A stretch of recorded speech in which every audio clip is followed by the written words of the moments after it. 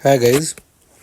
Nvidia के बहुत ही शानदार रिजल्ट्स आने के बाद ये इंडिया में भी जो इन्वेस्टर्स हैं उनमें ये डिस्कशन चल रहा है कि भाई हमारे यहाँ पे ईएमएस यानी इलेक्ट्रॉनिक्स मैन्युफैक्चरिंग सेक्टर का क्या स्थिति है। क्या हमारे यहाँ पे कुछ ऐसी कंपनीज हैं जो हार्डवेयर इलेक्ट्रॉनिक्स और चिप्स बनाती हैं, जिससे हम लोग जिस तरह से एक टेल विंड चल रही है internationally and that is visible from the Nvidia's case also, तो हम लोग भी उसमें कुछ इंडिया का मार्केट भी पार्टिसिपेट कर पाएगा। तो उस कॉन्टेक्स्ट में हमारे यहाँ पे जो ईएमएस में कंपनीज़ हैं उनको हम देख सकते हैं। कुछ companies Kaynes, Avalon, Cyient, Syrma, Data Patterns, Dixon, Amber, और इनमें क्या इश्यूज़ हैं, क्या चीज़ें, उनको हम डिस्कस करेंगे। बट मोटा मोटा बात ये है कि जो हमारे यहाँ पे जो कंपनियाँ हैं उसमें पॉइंट ये है कि उनको वो एक तरीके से कॉन्ट्रैक्ट पे काम कर रही हैं, इसीलिए उनके मार्जिन्स जो हैं, ऑपरेटिंग प्रॉफिट मार्जिन, वो लो हैं और मार्जिन प्रेशर उनमें हमेशा रहेगा। ऑर्डर बुक उसमें अच्छी है बट ऑलरेडी हाई पी होने के कारण स्टॉक फुल्ली वैल्यूड है। तो यहाँ से बहुत मुश्किल लगता है कि कोई इन्वेस्टर नया पैसा उस तरह का बना पाए। तो उस कॉन्टेक्स्ट में हम लोग ये डिस्कशन करेंगे और ये जो शॉर्ट है इसका फुल वीडियो चैनल पे अवेलेबल होगा। तो चलिए शुरू करते हैं। हम कुछ कंपनीज देख लेते हैं, जैसे केन्स है, एवेलॉन है, साइंट है। तो इसमें कुछ कंपनीज ऐसी हैं जो एनवीडिया के थोड़ा सा सेक्टर ओवरलैप में कही जा सकती है, बिकॉज एनवीडिया जो काम करती है वो हाइपर सुपर कंप्यूटर जो है, मतलब एडवांस्ड सुपर कंप्यूटर के चिप्स बनाती है, जो कि एक्चुअली एआई के लिए यूज़ हो रहा है।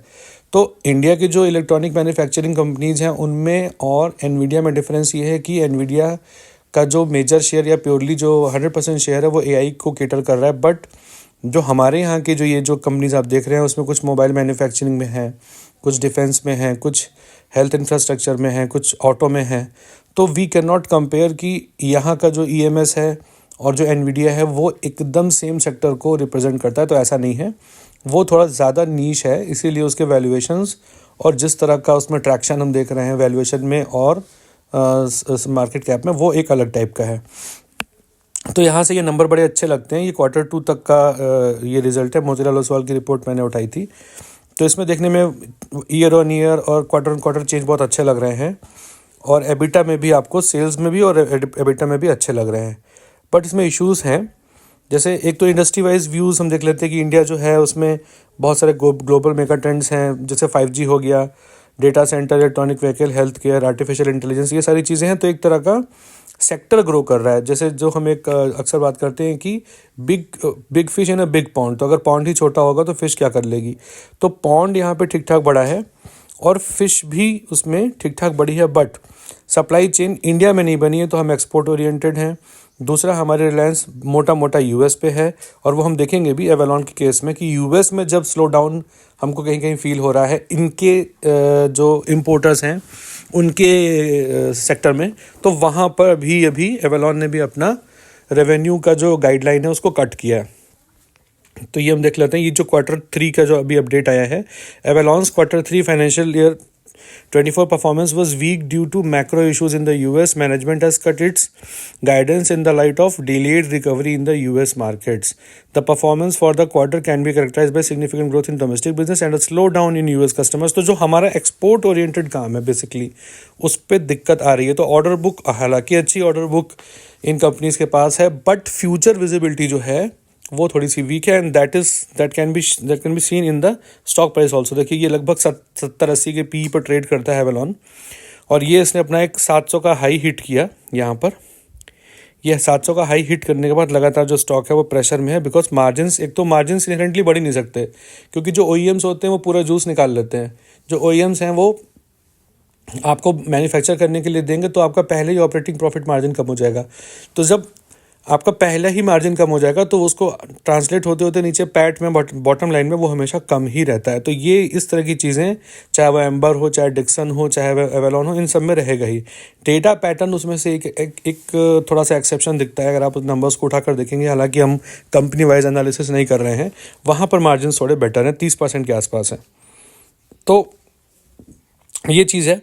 फिर इसमें जो हम लोग बात कर रहे थे कि जैसे जो हमारा सेक्टर है वो नीश है, still the pricing power is not there as the companies are manufacturing electronic equipments for the OEMs.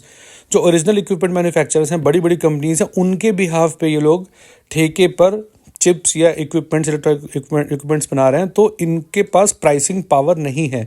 ये B2B बिजनेस है, और B2B में भी वो जिन OEMs के कस्टमर हैं वो बहुत ही हाई एंड कस्टमर्स हैं, तो इस कारण से इनके पास प्राइसिंग पावर नहीं है, ये हमको समझना पड़ेगा। दूसरा, OEMs have a tendency to suck all the juice, जो हमने बात की, and themselves, and hence there is always pressure on margins. ये वही वाली बात है कि मार्जिन पे हमेशा प्रेशर रहेगा।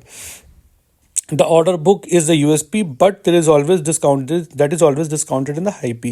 75, 80, 150 के P पे कंपनीज ट्रेड कर रही हैं, तो जो ऑर्डर बुक का जो सोचा है कि भाई इतने करोड़ की, इतने लाख करोड़ की, इतने हज़ार करोड़ की ऑर्डर बुक ऑलरेडी प्लेस्ड है, तो ऑर्डर बुक होना एक बात होती है, बट वो उसका ट्रांसलेशन पैट में होना, बॉटम लाइन में होना दूसरी बात होती है। दूसरा, जो भी ऑर्डर बुक है वो that is already factored in the price of the stock. After the P has already expanded due to all the good things in the companies, the only positive thing as an investor can expect is high sales और higher PAT, higher sales and economies of scale. Yes, इसमें एक ही एक positive लग रहा है, क्योंकि भाई बहुत सारे ऑर्डर बुक हैं, तो कंपनी की एक प्रिडिक्टेबल सेल्स ग्रोथ आती रहेगी।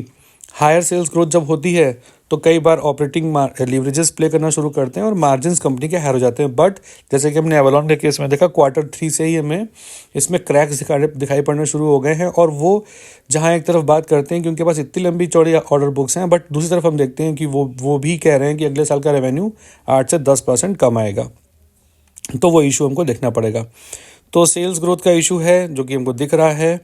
पॉजिटिव साइड में यही है कि लो डेट कंपनीज हैं, अगर इनकी ROE लो भी है तो भी केपेक्स साइकिल प्ले कर रहा है, तो एक इस तरह की चीज़ें हैं। बट मेरी ओपिनियन ये रहेगी कि अगर हम कोई 75-80 की P की कंपनी ले रहे हैं, तो कम से कम उसका जो सेल्स ग्रोथ है वो इतना हो कि वो प्रॉफिट ग्रोथ इतना हो कि अपने 75-80 120 के P को जस्टिफाई कर सके। नंबर एक, वो एक्चुअली AI और डेटा या डिजिटल स्पेस में काम कर रहा हो। ऐसा नहीं है कि हम EMS के नाम पे कोई कंपनी बाई कर रहे हैं और वो कंपनी मोबाइल फ़ोन के लिए चिप बना रही है, तो वो चीज़ जो आप NVIDIA की बात जहाँ से शुरू हुई थी, वो पूरा का पूरा आर्ग्यूमेंट ही डिफीट हो जाएगा। तो इस वीडियो में भी इतना ही रखते हैं, हमने एक शॉर्ट वीडियो कर लिया। EMS पे हम कंपनी वाइज एक डिटेल वीडियो भी, कुछ कंपनी के डिटेल वीडियोज़ भी कर सकते हैं। तब तक के लिए थैंक यू सो मच।